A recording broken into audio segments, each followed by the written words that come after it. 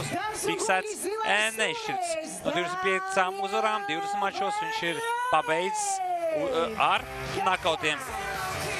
Tātad 125. vieta no 1345 reģistrētiem bokseriem. Tā ir diezgan augsta vieta. Šis boksers arī savu laiku diezgan labi boksēja amatieru boksā. Tāds augsts klases tituls viņam nevar nosaukt. Bija savas valsts vairāk kārtējs čempions. Bijis arī Āfrikas čempionātu medaļnieks. Bet tāds lielajos mačos pasaules čempionāti, olimpiskās spēles nav nekur piedalījies. Bet, kā jau teicu, 105. vieta, tas ir diezgan nopietni. Bet pretī šim sportistam stāsies Krievijas pārstāvs Arķim Čebratovs, sportists. 28 gadus vecs, aizmugurē viņam ir 2 profesionālās boksa cīņas. Debiju piedzīvoja profesionālajā Rīgā šā gada janvārī Rīgā. Šis sportists ir 2016. gada arī Olimpisko spēļu Krievijas izlases kapteins. Pēc fiasko Olimpiskajās spēlēs 28 gadus vecais boksers pieņem lēmumu pāriet uz profesionāļiem. Olimpiādē viņš pārvarēja vienu kārtu, tīri veiksmes dēļ. Kārtas pārvarēja, viņam paveicās izlozē, bet pirmajā cīņā jau viņš piedzīvoja zaudējumu. Līdz ar to, kā jūs zināt, olimpiskajā boksā pastāv izteikšanas metode, izteikšanas sistēma. Kā zaudē, tā tu izstājies. Šī cīņa starp Danilu Vaņjonī un Arķim Čebratovju būs 8 raundu cīņa. Tā vismaz rakstīts oficiālajā boksreka vietnē. Arī svaru kategorija šī ir 72,5 kg. Amatieru boksā Čebratovs boksēja svaru kategorijā līdz 75 kg. Viņš savu laiku ir uzvarējis, precīzi 2010. gadā ir uzvarējis Eiropas čempionātā, pasaules čempionātā labākais sniegums. No 2016. gadā šis boksers izcīnījis bronzas medaļu. Kā jau teicu, Čebratovs ir diezgan nopietns boksers. Tātad olimpiskās Krievijas kapteins. Uz viņu ļoti liels cerības liek arī profesionālajā boksā, visas Krievijas nācija. Viņš vairāk kārtas skatīs viņa intervijas Krievijas televīzijā. Viņš ļoti labi jūtās, pamazām iejūtās arī profesionālajā boksa apritē. Šeit tomēr atšķirās nedaudz arī noteikumi no profesionālās boksas, no amatieru boksas. Profesionālā boksā formula ir 3 raundi pa 3 minūtēm, kā jau teicu, vienā tur dienā vai 2 dienās ir jāizved vairākas cīņas, tur izteikšanas sistēma, tur pretinieks izlozēja sacensību dienā, principā. Bet profesionālajā boksā ir tā, ka tu jau iepriekš zini pretinieku, diezgan laicīgi pārsvarā lielajos mačos, jau vairākus mēnešus. Iepriekš pretinieku tu var izpētīt un tad tikai viena cīņa aizved. Arī ekipējums atšķirās, profesionālā boksa ekipējums no amatieru boksa ekipējuma atšķirās ar to, ka cimdi ir savādāk. Šie cimdi ir, teiksim tā, lielāk polsterējumi amatieru boksā. Profesionālā boksā polsterējums ir daudz mazāks. Arī bandāžas nedaudz atšķirās. Šeit izlaida redzat Čebratovs izlaida sitienu. Čebratovs vienmēr pirmo raundu iesāk diezgan mierīgi. Bet redzat, šim sportistam ir garas rokas. Distanci viņš labi ietur. Nevelti viņš bija Krievijas olimpiskās izlases kapteins. Par kapteini kļūst tikai labākie. Kā jau teicu, Latvija olimpiskajās spēlēs tikai pārstāvieši 2 bokseri.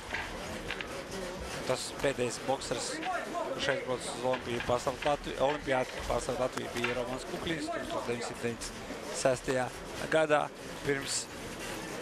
Pirms Kuklina neatkarīgās valsti olimpiskajās spēlēs pārstāvēja Igors Šaplavskis, kurš olimpiskajās spēlēs izcīnīja, manuprāt, ļoti augsto 5. vietu. Bet tas ir tā ir vēsture. Cerams, ka arī nākotnē uzradīsies kāds boksers, kas aizbrauks uz olimpiskajām spēlēm. Ne tikai aizbrauks uz olimpiskajām spēlēm, bet arī spējas pacīnīties par medaļām. Tas nav viegls uzdevums. Amatieru boksā, ja olimpiskajā boksā ir daudz skandālu tieši ar tiesāšanu, kas arī bija arī olimpiskajās spēlēs. Pēc olimpiskajām spēlēm tika atstādināti pilnīgi visi tiesneši, kas tiesāja olimpiskās spēles. Bija ļoti daudz skandālu tieši tiesāšanā, daudz boksēru rakstīja protestus un pateica, ka viņi vairs nekad negrīsies amatieru boksā. Bija savā veidā, teiksim tā, viņi bija spiesti pāriet uz profesionāļiem, kaut kad daudz jaunu bokseri, kur varētu vēl boksēt, un nākamajā olimpiskajā ciklā arī startēt 2020. gadā vasarā olimpiskās spēles Japānā. Bet jebkurā gadījumā, jā, ar tiesāšanu amatieru boksā ir bijuši vienmēr problēmas, bet ar to cīnās. Tas ir labi, kad amatieru federācija cenšas sakārtot arī savu virtuvi, bet ko darīt? Ko darīt? Pamazām izkārtojās. Kā daudz bokseri saka, grib uzvarēt, centies uzvarēt, nesagaidot tiesašu verdiktu, neļaujot izšķirt cīņas likteni tiesnešiem. Tā bija jānakautē, bet amatieru boksā, kā teicu, ir ekipējums ir daudz savādāks. Ir daudz mīkstāki, polsterētāki, lielāks polsterējums. Amatieru boksa cīņu viņš ir ar pusatuvētu plauku. 100% spēc sitienu izdarīt drīz ir neiespējami. Redzam mūsu ekrānos Arķim Čibetarjovs. 2016. gada pasaules čempiona bronzas medaļnieks. Profesionāli ringā aizdījis 2 cīņas. Interesanti, ka šis sportists profils debitēja tieši Latvijā. Viņš jau jūtās kā mājās, šī viņam ir otrā cīņa. Latvijā, tieši Rīgā, tieši Studio 69, nāks klubā. Savukārt, keniešu bokserim, šī ir tikai 3. parādīšanās uz Eiropas skatuves. Pirmā viesošanās Latvijā.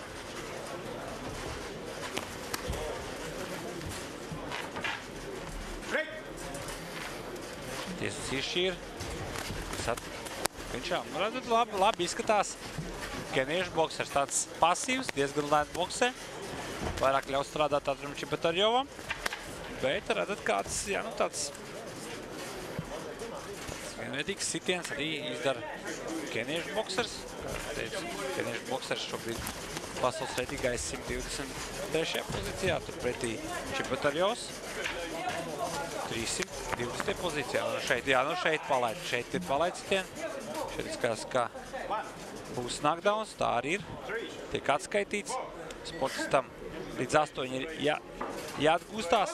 Tiesas skaita līdz 10, ja līdz 10 aizskaita, tāda jau ir tehniskais knockout.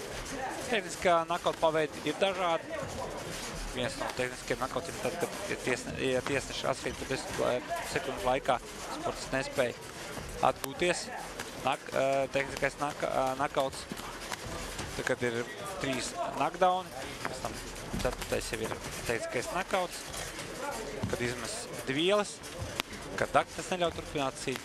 Jā, tas ir īsumā tā, lai mēs saprastu, kas ir tehniskie knockouti. Arī atteikšanās no turpināt cīņu, tas ir tehniskais knockouts. Tā tas viss tiek reģistrēts oficiālajā reģistrā. Kenietis pagurs pamazām, bet ar Čibetarjovs neteikšu, ka ir aktivizējies. Otrais rauns iet uz beigām. Čibetarjovs boksē diezgan mierīgi, tādā lēnā manierē. Kaut kad varētu boksēt ātrāk, distants tieši Krievu pusē, bet Krievs izlaiž arī sitiens. Jā, redzam, abi ir labroči. To var pateikt pēc stājas, Krievs kāja priekšā, tāda labrots, vēl otrais knockdowns. Otro reizi kenietis uz ringa dēļiem. Izskatās, ka arī iespējams, ka viņš vairs necelsies. Izskatās, ka jā, viss. Redzat, kā tiesas atskaita, viss, tur viss. Knockouts. Viss, cīņa beigusies. Apsveicam Arķim Čibetarjovu ar 3. cīņu. 3. knockoutu. Šis bija nopietnākais līdz šim Arķim Čibutarjov pretinieks profesionālajā ringā, bet vismaz pēc statistikas, kā jau teicu, 123. pozīcijā pirms šīs cīņas atradās treniņš boksers Daniels Vanģonī, bet, pēc šī zaudējuma viņš absolūti reitingā būs krities, kurā pozīcijā viņš atdursies nezinu, bet Čibutarjov pozīcijas reitingā kāps. Viņš pietuvies pamazām tuvojas top 7. Top 7 jau ir gandrīz visi ir ļoti labi bokseri. Top 7 no Latvijas nav daudziem izdevies nokļūt. Savulaik top 7 bija Andrijs Barabānovs, savulaik bija arī Jurijs Vauļins, Elvis Mihaļenko, un šie bokseri jau bija arī top 10. Savulaik. Mairis Briedis pats par sevi, savulaik arī top 7 bija arī Arturs Kuļikovskis, Jurijs Boreiko bija vien brīdi arī top 7, Ričards Bolotņiks, viņš joprojām ir top 7. Ričards Bolotņiks ir boksētajā pašā svaru kategorijā, kurā Mairis Briedis, divkārtējs Baltijas čempions. Interesanti, ka Bolotņiks par Baltijas čempionu kļuvusi divās dažādās svaru kategorijās. Pirmo Baltijas titulu viņš izcīnīja uzsmagajā svaru kategorijā, jeb svaru kategorijā līdz 79,4 kg. Savukārt otro Baltijas čempionu jostu viņš izcīnīja svaru kategorijā līdz 90,7 kg. Pirmajā smagajā svarā. Tad Jurijs arī Fjodorovs apsveic Arķim Čibutarjovu. Jurijs Fjodorovs ir Čibutarjovu menedžers, viens no šī arī pasākuma organizatoriem. Čibutarjovs dod sveidienu Padoļskai. Pats teorētiski sports nāk no Saratova. Viņš ir dzimst, viņš šajā pilsētā, viņš ir aug, dzīvo. Vien arī savu karjeru, viņš arī trenējis. Nav vēl projām pēc knockdown, smagā otrā knockdown atguvies Daniels Vanģonī. Sportistam šis ir pirmais zaudējums pēdējās 3 aizvītajās cīņās. Interesanti, kad Vanģonī jūnijā stāv priekšā, 27. jūnijā Jāņu dienā stāv priekšā titulu cīņa par vakanto Āfrikas boksu čempionu titulu, bet šeit viņš jāsabeidina ar zaudējumu. Apsveicam Arķim Čibutarjovu ar kārtēju uzvaru. 103. profesionālajā ringā, bijušais Rio Olimpisko spēļu Krievijas izlases kapteinis. Šeit klienti uzdos jautājumus, pāris jautājums uzvarētājiem. Все-таки у меня уровень бокса, я участник Олимпийских игр. Čibutarjovs atgādina to, ka viņš ir Olimpisko spēļu dalībnieks, ka viņam ir augsts līmenis. Viņš nav skautrīgākais zēns. Знаете, как надо всегда держать marku, уровень. Čibutarjovs saka, ka vienmēr ir diezgan grūti kāpt ringā, jo vienmēr jātur tas līmenis, kur viņš ir uzstādījis.